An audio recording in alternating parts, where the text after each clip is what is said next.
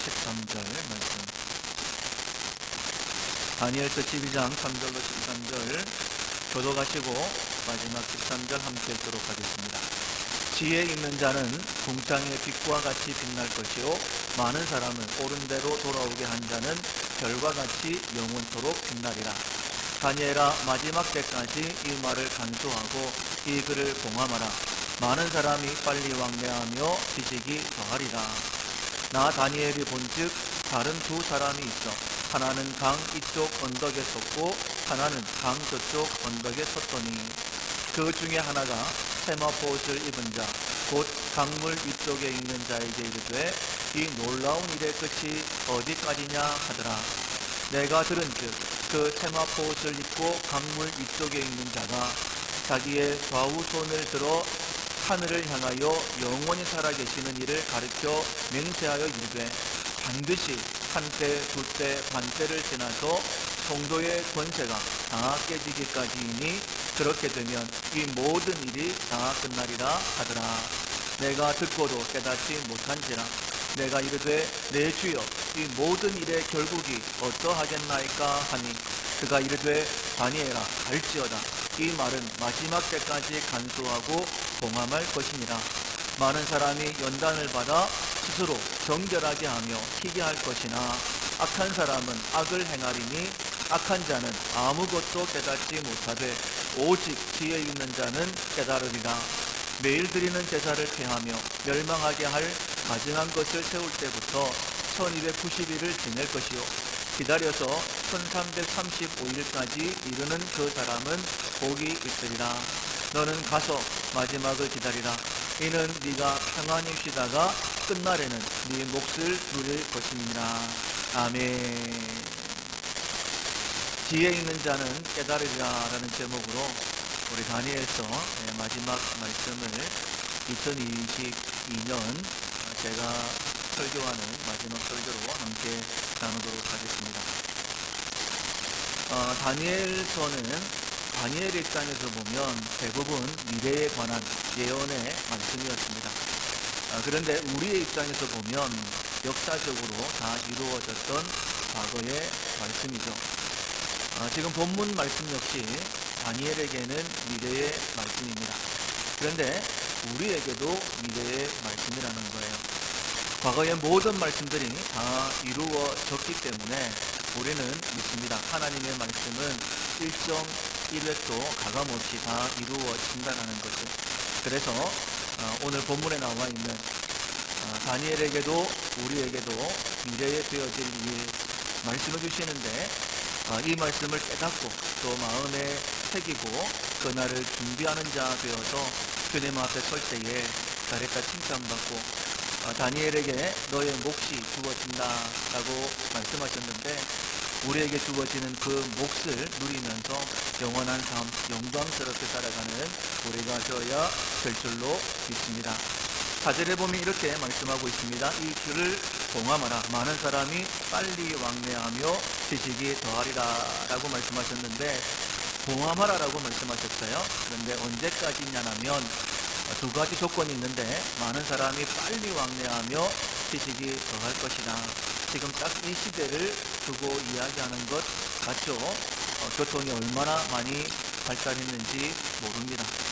개인적으로 타고 다니는 자동차도 엄청나게 그래서 예전에는 말을 타고 한 달이 넘어야지 갈 수 있던 한양, 서울도 지금은 대여섯 시간이면 누구든지 갈 수 있는 그런 거리가 되었습니다. 근데 지금 이때까지 봉함하라 라고 그렇게 말씀하셨기 때문에 지금은 열려야 될 말씀이다 라고 말씀드릴 수 있습니다. 자, 그렇다면 이 글이 열리면서 우리에게 무엇을 준비하라라고 말씀하시는 걸까? 그 이전까지는 말씀에도 알아듣지 못하고 지금은 말씀하면 알아들을 수가 있는데 무엇을 준비해야 될까? 5절에 보면 두 사람이 등장을 합니다. 그런데 한 사람은 강 이쪽 끝 언덕, 또 한 사람은 다른 강 저편 끝 언덕에 서 있습니다. 그런데 한 사람이 물어보죠. 이 놀라운 일의 끝이 어느 때까지냐? 그러니까 다니엘에게 예언되어진 그 모든 말씀의 끝은 언제 이루어지느냐라고 큰 소리로 물어봐요. 강저편에 있으니까 얼마나 큰 소리로 물어봤겠습니까? 그때에 다른 편 있는 사람이 양손을 들고 하나님 앞에 하나님을 향하여 가르치면서 반드시 이 말씀은 이루어지게 될 것이다 라고 하면서 그때가 언제인지 굉장히 중요한 열쇠를 하나 우리에게 건네주는데 7절 중반절에 보면 한때와 그때와 반때를 지나서 성도의 권세가 다 깨지기까지다 라고 말씀하고 있어요. 그러니까 성도라고 불려지는 사람들이 그 권세가 성도의 권세가 대단하지 않습니까?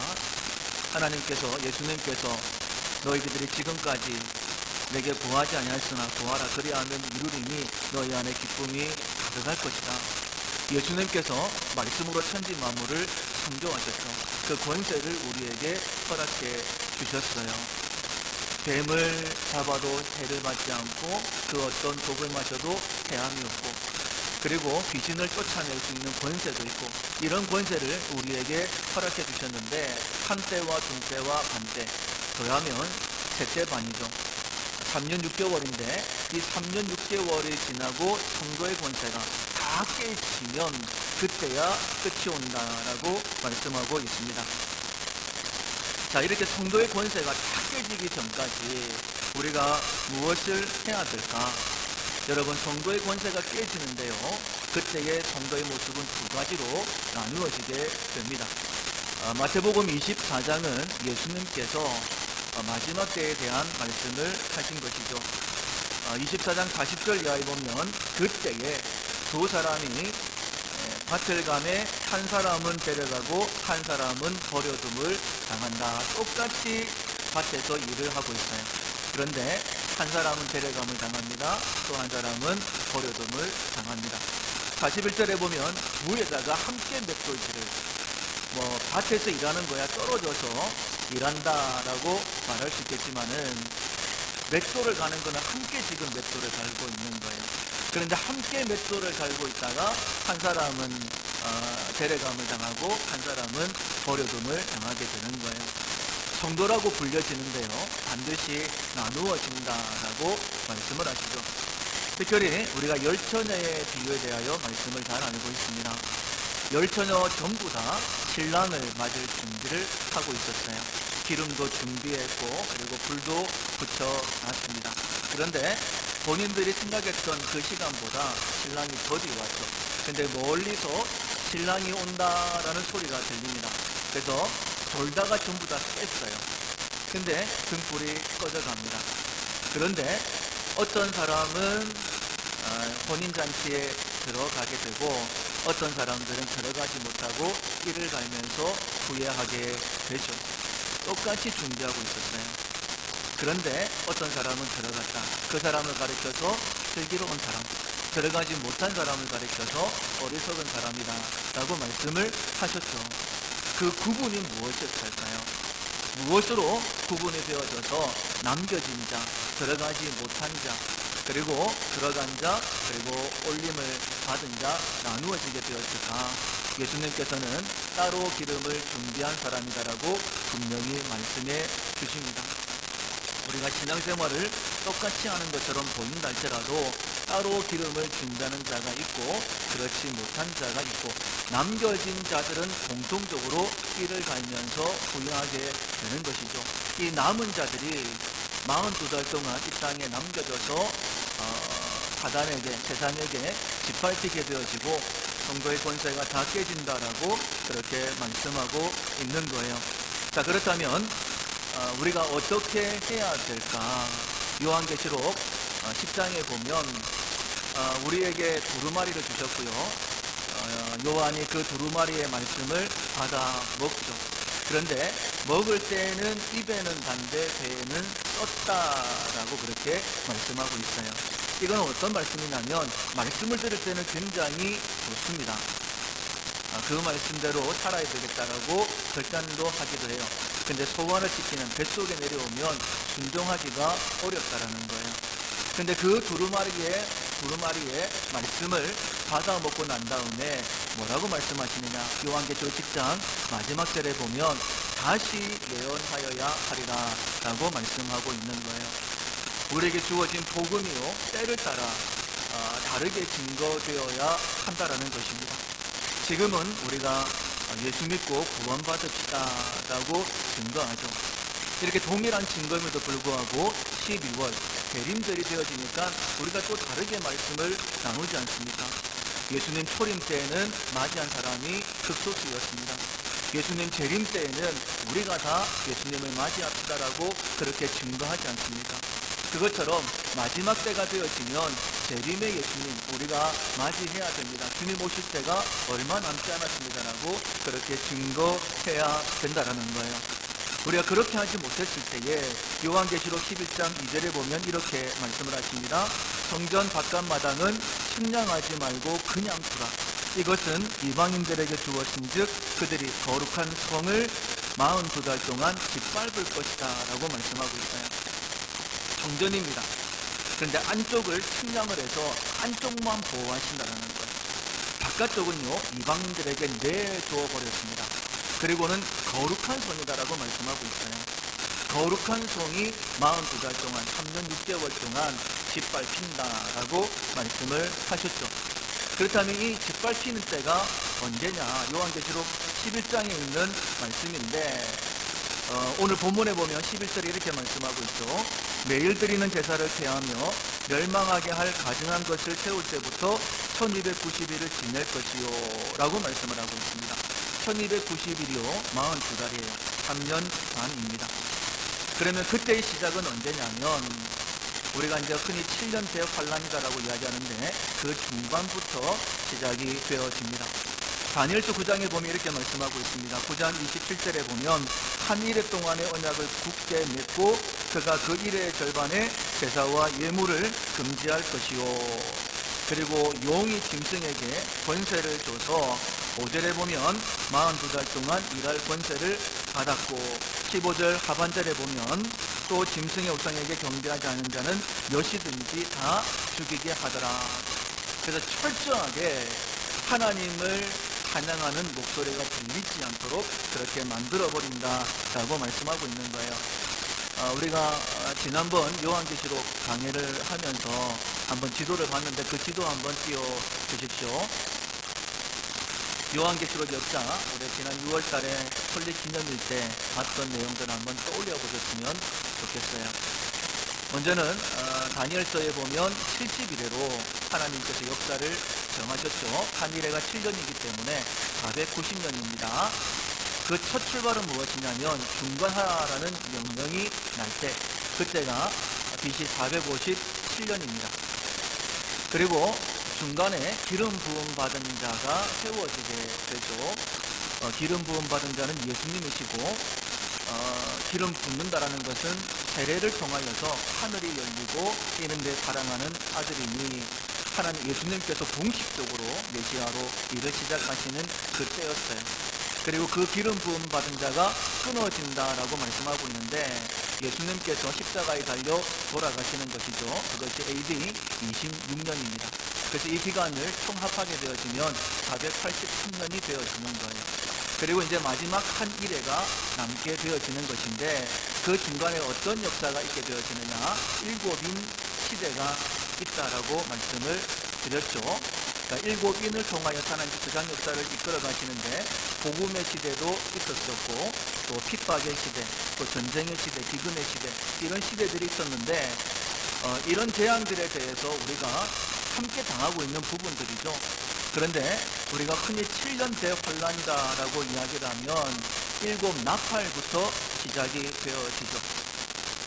그런데 우리가 요한계시록의 말씀은 읽어보면 심판에 관한 말씀이지만은 그 심판은 누구에 관한 심판이냐면 세상을 향한 심판이었죠.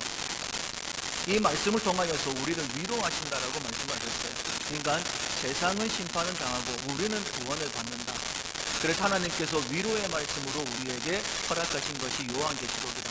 그래서 요한계시록을 읽으실 때는 세상 모든 것 멸망, 나는 구원. 야, 내가 지금 이 길을 잘 걷고 있구나 라고 깨달으시고 두려워함이 아니라 하나님 앞에 감사와 찬양이 올려져야 돼요. 만약에 내 마음속에 두려운 마음이 있다면 회개하셔야 되죠. 왜냐하면 세상 멸망당할 거기에 내 마음이 있기 때문입니다. 또 두려워할 필요가 없는 이유가 무엇이냐면 나팔이 울려 퍼지기 전에 하나님께서 말씀하시죠. 이런 재앙들이 시작이 될 때에 이마에 입맞지 않은 자만 해하라 이렇게 말씀을 하셨어요. 철저하게 나팔 재앙 때에는 입맞은 하나님의 백성들은 하나님께서 보호하신다라고 말씀을 하셨죠. 그런데 그 시작이 무엇이냐? 나팔 재앙의 시작이 무엇이냐? 적그리스도가 한 이레의 언약을 맺고 등장한다라고 다니엘서 보면 여러 번 말씀을 하고 있습니다. 그러니까 세계를 통치하는 지도자가 7년의 임기를 가지고 등장을 하면 이때가 아닌가, 마지막 한 이레의 시작이 아닌가 생각하셔야 된다라는 거예요. 여러분, 일곱 나팔 기억나십니까? 나팔은 경고의 의미를 가지고 있죠. 그러니까 전반기가 일곱 나팔이고 후반기가 일곱 대접이고, 그래서 한 때와 두 때와 반때로 나누어지기 때문에 나팔 재앙도 3년 반입니다. 근데 일곱 나팔이에요. 그래서 대략적으로 6개월 단위로 한 번의 나팔이 울려 퍼진다. 첫 번째 나팔이 울려 퍼진 때에 어떤 역사가 있다라고 말씀하셨습니까? 기억나세요? 여러분 꼭 기억하셔야 돼요. 정말 잘 기억하셔야 됩니다. 왜냐하면 한 일의 시작이라고 보셔야 되기 때문에, 기준점이 되어지기 때문에. 그 기준점이 뭐라고요? 첫 번째가 적그리스도가 세계의 통치자가 7년의 권세를 가지고 등장을 하고, 또 하나의 증상이 무엇이냐면 첫 번째 나팔이 울려 퍼지는데 불우박이 떨어져서 소목의 3분의 1을 패한다라고 말씀하셨어요. 이 두 가지가 함께 일어나면 한 일의 마지막 시작이 아닌가라고 점검하셔야 되는 거예요. 그리고 두 번째 나팔이 울려 퍼질 때 약 6개월 정도 뒤라고 말씀을 드렸어요. 6개월 정도 뒤에 두 번째 나팔은 불붙는 화산이 바다에 떨어져서 바다가 3분의 1이 깨진다라고 얘기했죠. 화산이다라고 말씀을 드렸는데 화산이 폭발을 해서 바다가 3분의 1이 깨지는 거예요. 그러면 그때라도 이제 마지막 한 일에 정말 시작이 되었구나라고 생각하셔야 됩니다. 그때도 깨닫지 못하면 하나님 참 좋으신 분이시죠. 깨닫고 또 깨닫게 하시려고. 여러분, 하나님의 말씀은 그대로 이루어지는 줄로 믿습니다. 그대로 이루어지지 않는다라고 한다면 그냥 보통의 환란이라고 생각을 하십시오. 그러나 세계 통치자가 7년의 권세를 가지고 등장을 하고, 그리고 나팔의 경고가 이렇게 순차적으로 이루어진다라고 한다면 여러분 정말 깨어 있으셔야 되고 그때를 분별하셔야 돼요. 세 번째 나팔이 울려 퍼지면요, 유성이 떨어진다라고 했죠. 그래서 물샘 근원 3분의 1이 폐함을 받는다라고 했습니다. 그리고 또 하나 우리가 확실하게 알고 있는 것, 네 번째 나팔이 울렸을 때는 해와 달과 별의 권세가 3분의 1이 폐함을 받는다. 그러니까 해가 그 권세, 빛을 3분의 1을 잃어버리게 되는 거예요. 어떤 증상이 나타날까요? 어두워지는 것도 있고 추워지는 것도 있고 농사가 안 될 것입니다. 그렇다라고 한다면 주님께서 말씀하시죠. 때를 따라 양식을 나누어 줄 자가 누구냐? 다시 예언하여야 하리라. 따로 기름을 준비하지 아니하면 공중으로 들려움을 받을 수가 없는 거죠. 마지막 나팔에 우리가 호련히 변화돼서 공중으로 끌어올려 주님을 영접하게 된다라고 말씀을 드렸지 않습니까? 분명히 나누어지게 되어 있어요. 성도임에도 불구하고 나누어지게 되어 있습니다. 올라간 자들은요, 주님과 함께 혼인잔치, 즐거운 시간을 보내고 영원토록 주님과 함께 있게 되겠지만은 남아있는 성도들은 42달 동안 이방인들에게 거룩한 성이 짓밟힐 때에 고통을 당하게 되는 거예요. 그런데 역시 요한계시록에 보면 이 여자 교회를 하나님께서 자기 때로 독수리 날개로 옮기셔서 또한 보호하신다라고 말씀을 하셨죠. 두려워할 필요는 없는데 우리가 이왕 있는 때를 분별하고 마지막 나팔 소리가 울려 퍼질 때에 주님께 올림을 받아야 되지 않겠습니까? 이 일회의 절반에 제사와 예물을 금지하게 되어지고 이제 우상을 세우게 되는 거예요. 그리고 매매를 위하여서 이마에나 오른손목에 표를 받게 되어지는데, 그때 표를 받게 되어지면 섞인 것이 없는 진노를 함께 받게 된다라고 말씀하고 있죠. 그리고 우상에게 절하지 않는 자들은 몇이든지 다 죽인다. 그때 이 마지막 나팔의 성도는 공중으로 끌어올린다라고 말씀하고 있는 거예요. 그리고 나팔 재앙이 시작되게 되어집니다.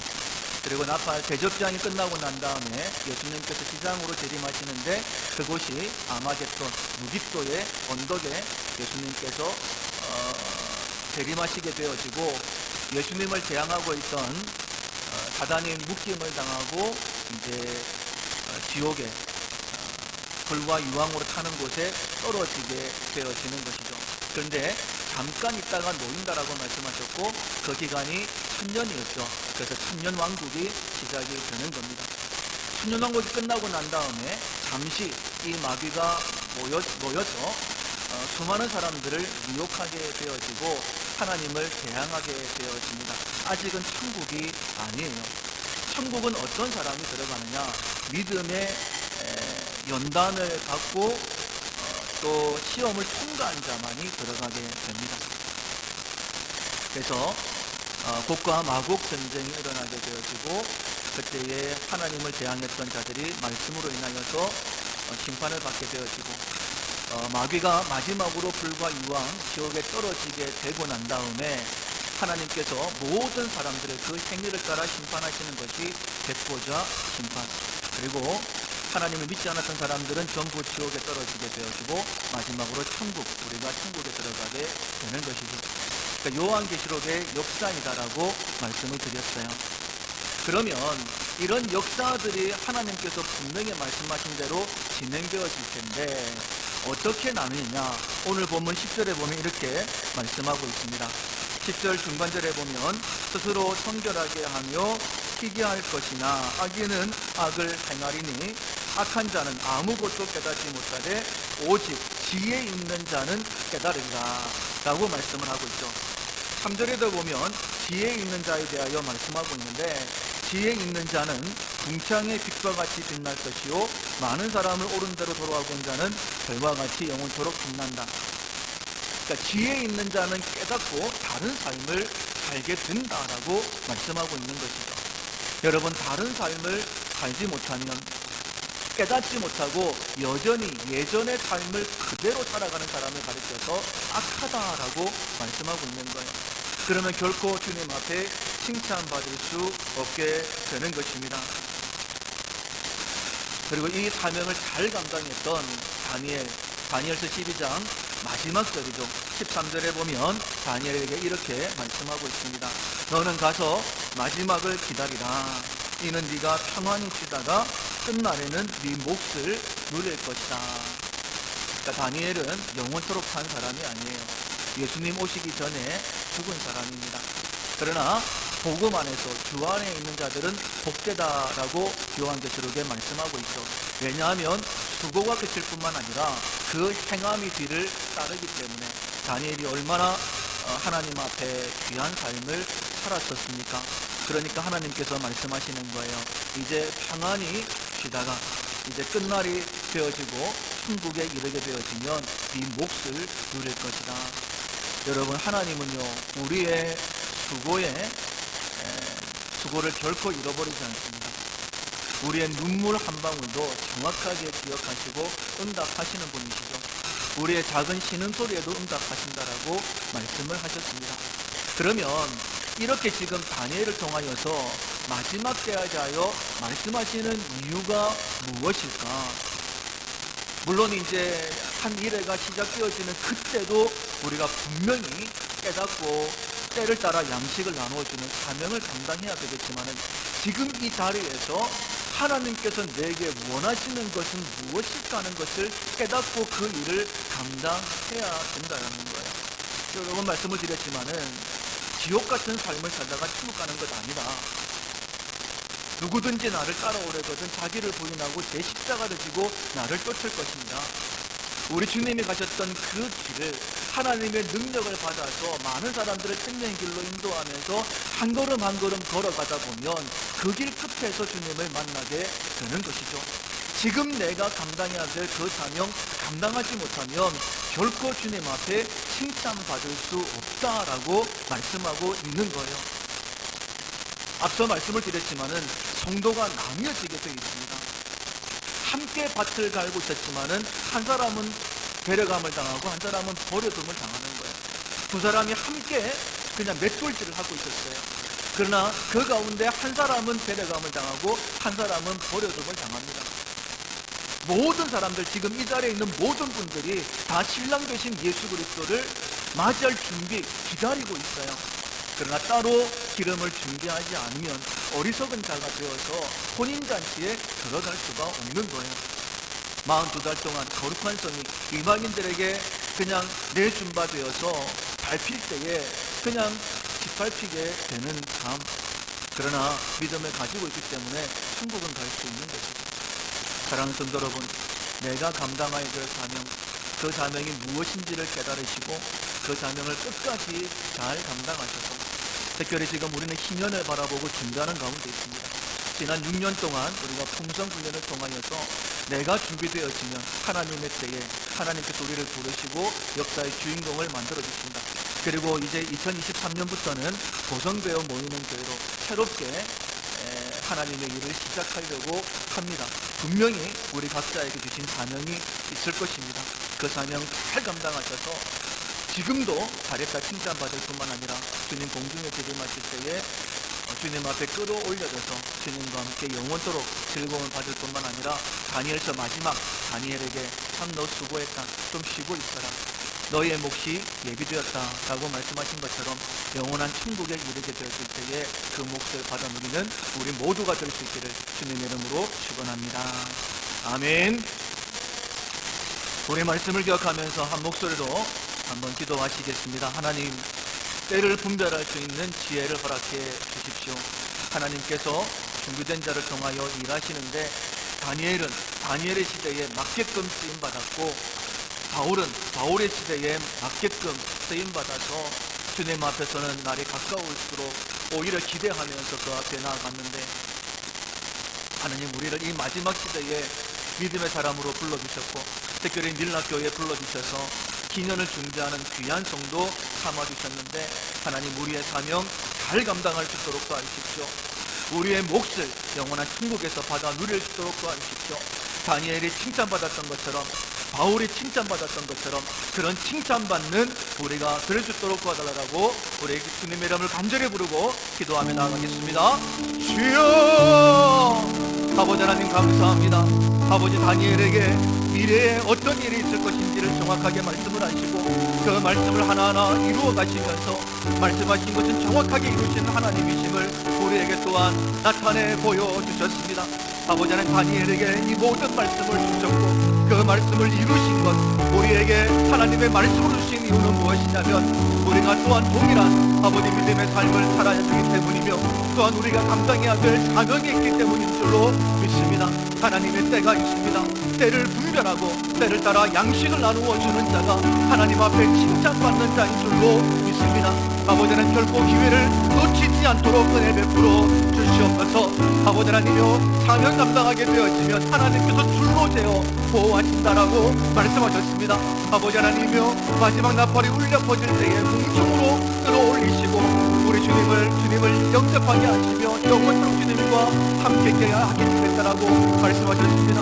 아버지 그 놀라운 복을 우리 모두가 될 수 있도록 도와주시고 특별히 다니엘에게 쉬어라 라고 말씀하시면서 이제 네가 내게 오게 되어지면 너의 몫이 준비되었다라고 말씀하신 것처럼 아버지 꼭 우리의 때에 주님이 오시지 않는다 할지라도 우리의 죽음이 복된 죽음이 될 수 있도록 도와주시고 우리가 마지막 눈을 감을 때에 쉬어라, 너의 몫이 예비되었다라는 주님의 음성을 듣는 복된 자 될 수 있도록 은혜 더하여